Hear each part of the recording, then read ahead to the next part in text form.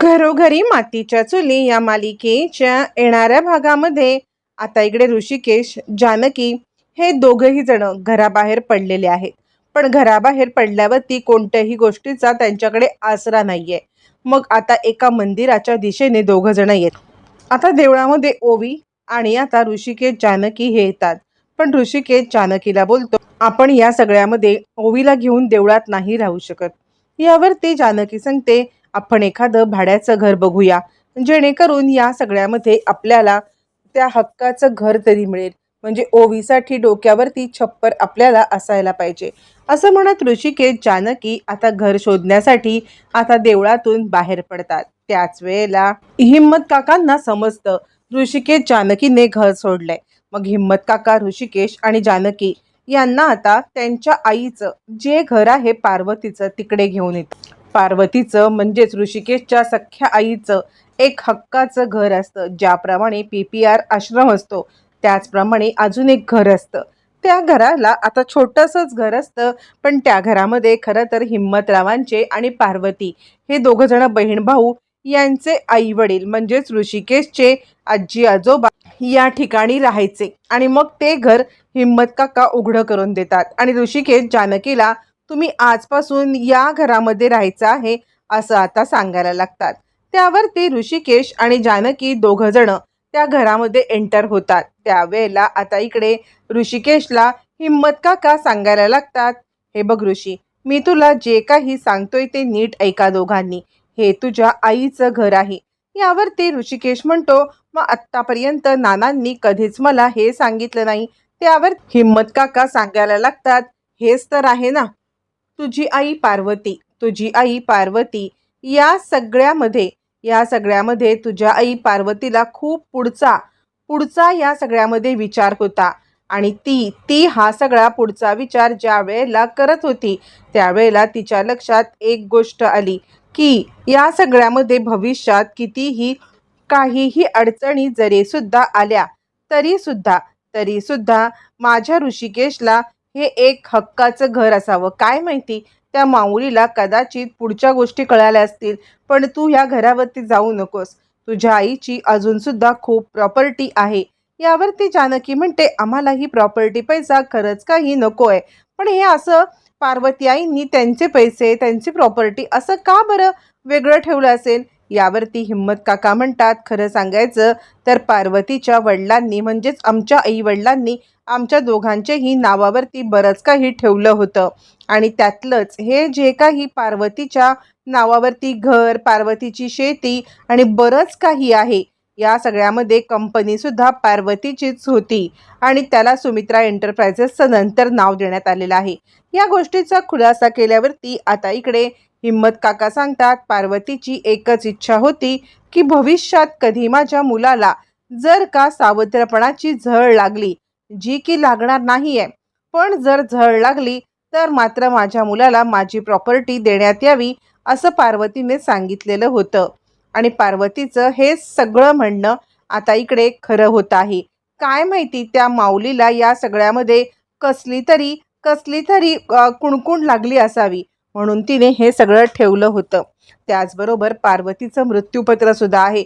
पण हे सगळं तुम्ही घर सोडण्यामागचं कारण तरी मला कळेल का असं हिम्मत काका विचारतात. त्यावरती ऋषिकेश सांगायला लागतो, घर सोडण्याचं कारण म्हणजे नानासाहेबांना ढकललं हे सगळं ऐश्वर्याने केलंय.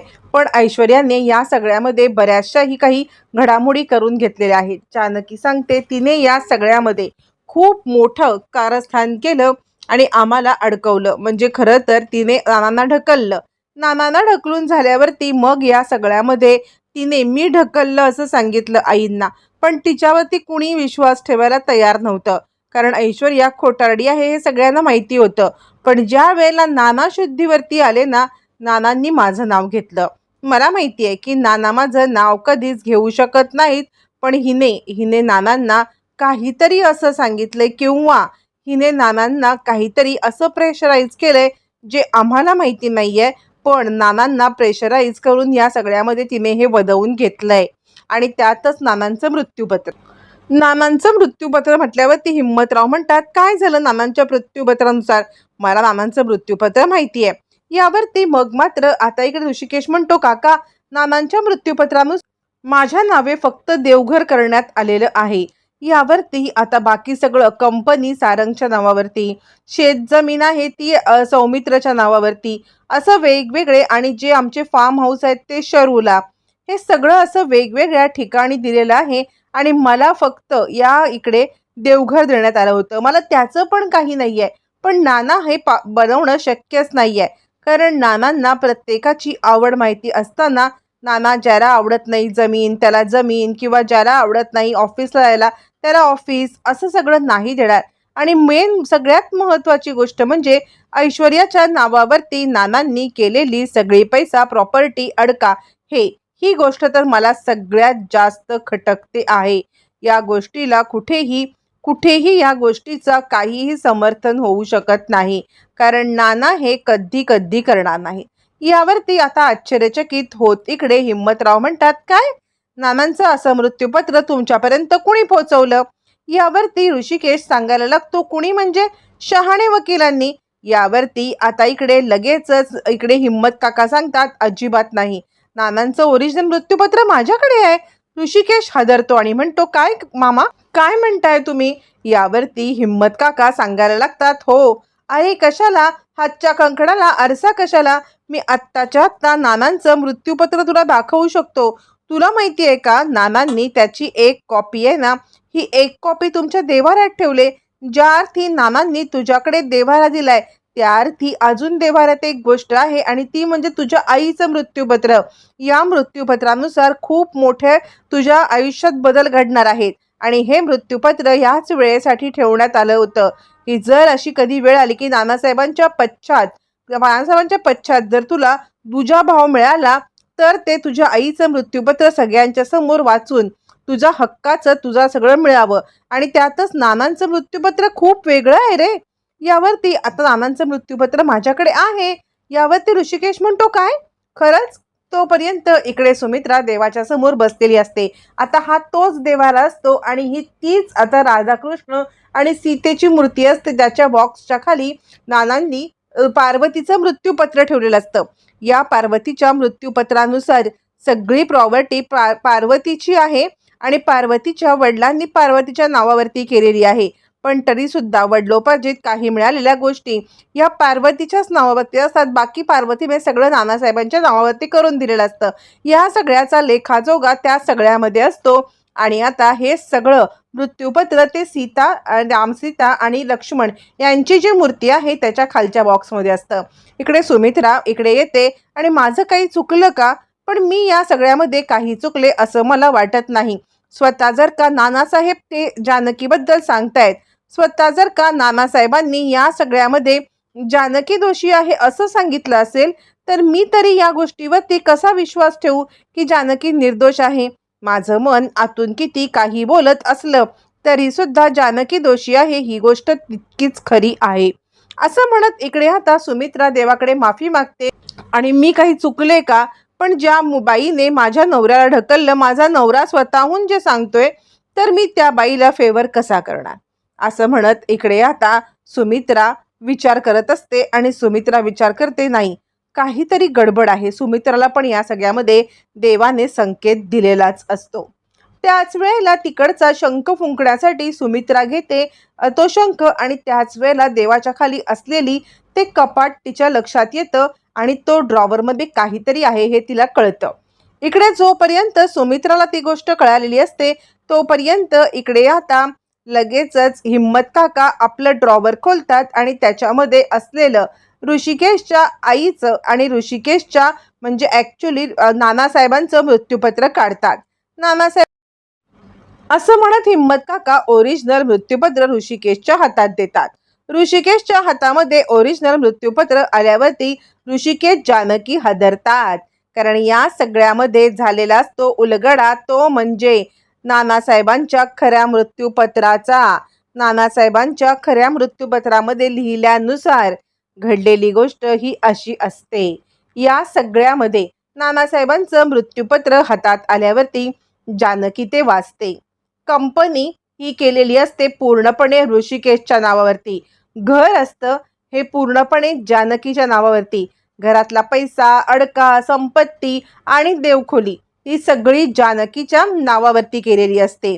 आणि त्याचबरोबर जी जमीन जुमला आहे ते सगळं जमीन जुमला हा सारंगच्या नावावरती, आणि जे 2 मोठे मोठे फार्म हाऊस आहे त्यातलं एक शरू आणि एक आता सौमित्राच्या नावावरती, अशा पद्धतीने नानासाहेबांनी पद्धतशीररित्या हे सगळं केलेलं असतं. आणि या सगळ्यामध्ये नानासाहेबांनी सगळ्यात महत्त्वाचं म्हणजे जानकीला आपली मुलगी मानलेलं असतं आणि म्हणून तिला सुद्धा एक वाटा देऊ केलेला असतो. हे सगळं ज्या वेळेला समोर येतं त्याच्या खाली एक तळटीप सुद्धा असते.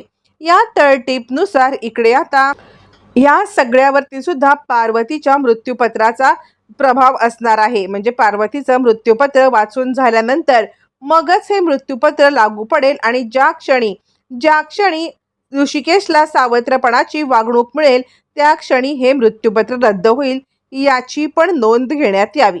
हे सगळं आता लिहिलेलं असतं आणि हे सगळं आता इकडे दोघं जण वाचतात आणि आता ऋषिकेशला मृत्यूपत्र हातात असतं. आता या सगळ्यामध्ये वेळ असते ती फक्त ते मृत्यूपत्र व्हेरीफाय करून कोर्टामध्ये सादर करण्याची आणि हे खरं मृत्यूपत्र आहे आणि शहाणे वकिलांनी जे दिलंय ते खोटं आहे हे सिद्ध करण्याची. जानकी म्हणते, पण इतक्या सहजासहजी जर आपण हे कोर्टात घेऊन गेलो तर या सगळ्यामध्ये पुन्हा एकदा सयाजीराव आणि आता इकडे ऐश्वर्या हे आपल्याला खोट्यात पाडतील. त्यामुळे आता आपण एकच काम करायचं आहे, सौमित्र भाऊजींना आपण विश्वासात घेऊया. सौमित्र भाऊजींना विश्वासात घ्यायचं आणि सौमित्र भाऊजींना आपण सांगूया की या गोष्टी अशा घडल्यात आणि त्यानंतर ते मृत्यूपत्राची पडताळणी करतील. कोणतं खरं कोणतं खोटं तोपर्यंत ऐश्वर्याला गाफील ठेवणं गरजेचं आहे. हा फायनल निर्णय होत आणि आता इकडे हिम्मत काका ते मृत्यूपत्र आत ठेवून देतात. यावरती ऋषिकेश सांगायला लागतो, हिम्मत काका, आज तुम्ही आमच्या आयुष्यामध्ये खरं तर एक ना आशेचा किरण घेऊन आलात. मी तुम्हाला जितकं काही बोलू ना तितकं खरंच कमी आहे. मी तुमचे जितके आभार मानू तितके खरंच कमी आहेत. कारण या सगळ्यामध्ये ज्या गोष्टी माझ्या आईने माझ्यासाठी ठेवल्या त्या तुम्ही मला देऊन मला धन्य केलं. मी खरं सांगू का, मला पैसा, प्रॉपर्टी, अडका नको आहे. आता त्या घरात जाण्याची मला इच्छा नाही आहे. पण जानकी निर्दोष आहे आणि हे मृत्यूपत्र ऐश्वर्याने बदललंय ही गोष्ट सिद्ध करण्यासाठी मला पुन्हा एकदा तिकडे जावं लागेल. पण तुमचे जितके आभार मानू तितके थोडे आहेत. हिम्मत काका म्हणतात, बाळा, मी मामा आहे रे. ज्या वेळेला आई नसते त्यावेळेला मामाच असतो जो पाठीशी भक्कम उभा राहतो. पण मला ही संधी आज मिळालेली आहे. ती संधी मिळाली म्हणून आनंद वाटायला पाहिजे की तुला या अवस्थेमध्ये मदत करायला लागते म्हणून दुःख वाटायला पाहिजे, याचाच मी विचार करतोय. पण काही का असेना पार्वतीने माझ्यावरती सोपवलेली जबाबदारी मी कुठेतरी पूर्ण केलेली आहे, या गोष्टीचा मला सार्थ अभिमान आहे. असं म्हणत हिम्मत काका आता ऋषिकेशच्या पाठीशी ठाम उभे राहतात. आणि आता ते मृत्यूपत्र घेऊन पुरुषोत्तम रणदिवे यांचं मृत्यूपत्र घेऊन आता इकडे लगेचच ऋषिकेश सारंगला भेटणार असतो आणि खरं आणि खोटं मृत्यूपत्र या सगळ्याची शहानिशा करत शहाणेंना या सगळ्यामध्ये आता मात्र शहाणेंना बरोबर तोंडावरती आपटत सयाजी आणि ऐश्वर्याला जेलची हवा खाऊ घालण्यासाठी ऋषिकेश जानकी आता नक्की काय करणार, या सगळ्यामध्ये सौमित्र ऋषिकेशची साथ कशी देणार हे पाहणं फारच रंजक ठरणार आहे.